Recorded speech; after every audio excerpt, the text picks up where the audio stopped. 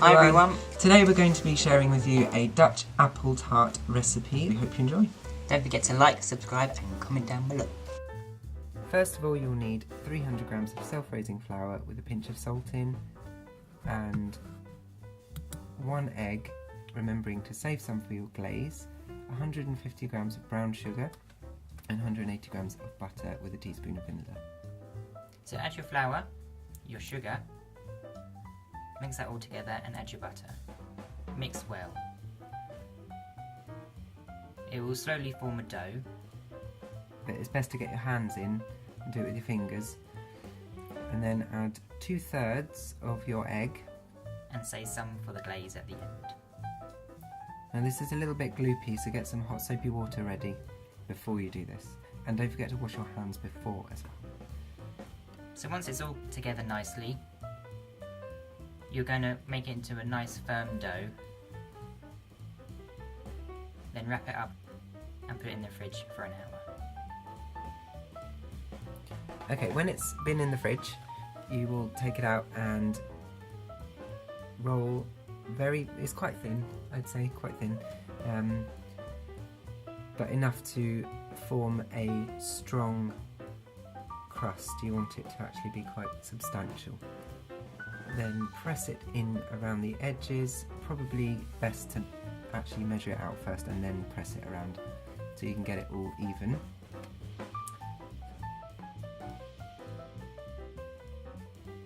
Now you want to cut slices for the top. So you want to make a kind of interlaced looking, traditional pie. Right, so for the filling, these are your ingredients that you'll need. I won't read them all out for you now. The raisins are actually optional, you don't have to do that, but it does add a different flavour, which is very, very nice. So the first thing you need to do is your apples. You have to prepare these first, so make sure they're not too wet, and you put your semolina in next, which absorbs any liquid and that's left save some over. for the bottom of your Yes, crust. this is very, very important to save a little bit. Easy to forget. Okay, spices and sugar go in, and again mix very, very well. And this is where it squelches around, but it smells. We wish you could smell it right now. It smells like Christmas and autumn and all the nice times of the year, cozy times. So this is where you can add your raisins if you want to. And again, mix them in very, very well so you get a nice even distribution. And you can either do this with your hands or with a spoon, but I think in this case we thought spoon would be slightly better.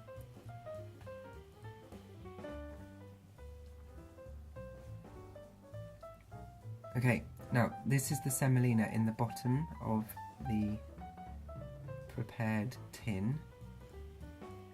Again, that was just to absorb any liquid and to stop it seeping through, so you don't get this soggy bit. Then pop it all in. It doesn't have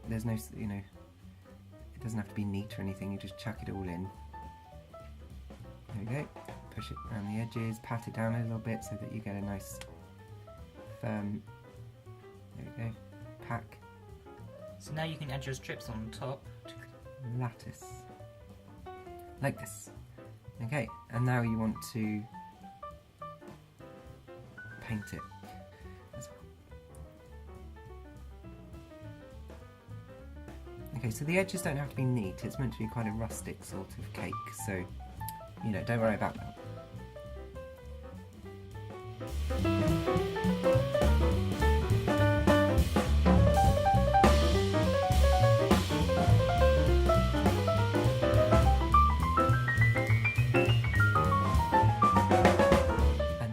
Finally, this is optional as well, we have some cinnamon sugar, so we put that over the top, and there you go. So this is now out of the oven, and we left it to cool for 2 hours, and now pulling off the paper, turn it round, there you go, have a nice look at the top, and this is a rustic kind of farmhouse, almost Dutch apple tart.